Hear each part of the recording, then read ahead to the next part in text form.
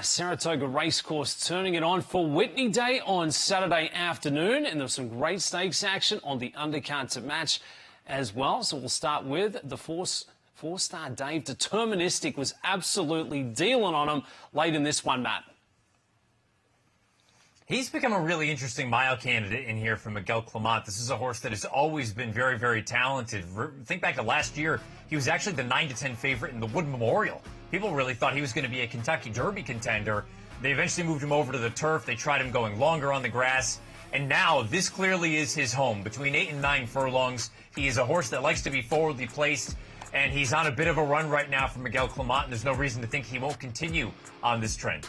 After this win, there was footage of the Gator, Kendrick Carmouche, making his way back to the jocks room, and he was just getting mobbed by adoring fans. He was signing autographs, he was making time, taking photos with everyone. So love to see the Gator, Kendrick Carmouche, up on top there. That was a fantastic pilot aboard Deterministic to take out the Fourstardave. What else do we have on deck out there on Saturday? Well, it was the Saratoga Derby. Let's take a look at World Beater putting him in a buzz. Yeah, World Beater, another horse that just continues to trend the right direction. The first career Grade 1 victory for trainer Riley Mott. This is a runner that started off on the dirt, and you take a look, he's not taken a backward step on the Beyer scale in 5 lifetime starts on the turf. 6 starts now. He's just slowly but surely gotten better and better. And to be able to do this at 1 mile and 3/16 against a quality field, you see test score on the outside. I thought this was a really impressive performance, and he's going the right direction. Is he going to be a Breeders' Cup horse? Let's not put the cart before the horse, but right now he's an extremely good 3-year-old, and he continues to get better and better. Showed a great turn of foot late in that one. World Beater taking out the Saratoga Derby. We also had the Test Stakes running over the past weekend, and it was Kilwin coming up clutch. This filly is the opposite of the first 2 horses we talked about. The first 2 runners, the males, they started on dirt, moved over to the turf. Kilwin began as a really nice turf sprinter, and her last 2 dirt starts have both been awesome. This one being the highlight, the Grade 1 test. The race, to be fair, did completely melt down. The pace was wickedly hot, and all the pace setters ended up backing up.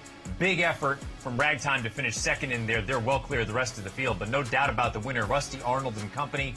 Kilwin now 2 for 2 on the dirt. Jose Ortiz continues the good run in the irons there. Kilwin takes out the Test Stakes. We also had the Hall of Fame. It was a special week in terms of priming up, special weekend, but in terms of how the race played out, Zulu Kingdom was clearly the one to beat, Matt, but more to come post-race. Yeah, and look, the reaction on Twitter, of all places, I know, not the best place for kind of level-headed takes, but I think everybody was in agreement here. Zulu Kingdom on the outside, it doesn't look like he really did a heck of a lot. Apparently, he floated over a hair into the path of Tiz Dashing, who ultimately affected Luther. As you take it at the top of the lane, Luther now comes with his big run. Down on the inside, he's not going to quite be able to get to Zulu Kingdom, who you can see on the far outside, pink cap, teal body, continues to do what he always does, just show up with a big race and wicked turn of foot down the center of the racetrack. The disqualification, a lot of people have kind of mentioned, as far as graded stakes races are concerned, among the worst in recent memory.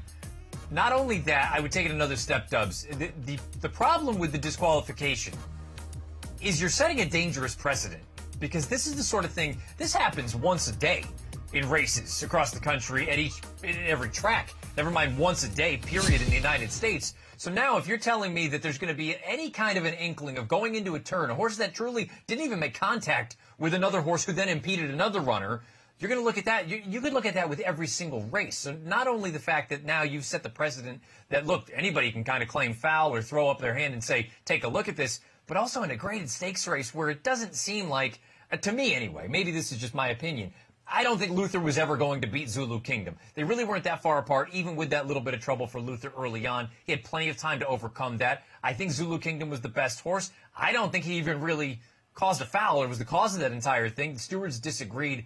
My bigger worry, though, would be you've now set a precedent. If you're in New York and something like that happens, if the stewards don't throw the inquiry sign up, you as the jockey or the owner or the trainer, throw your hand up and say, go ahead, take a look at it and cite this as your example. Some big storylines coming out of the Spa from this past weekend, including the record wagering numbers there as well, topping 50 mil on Saturday, 42,000 in attendance. Truly is great time in the sport. We're going to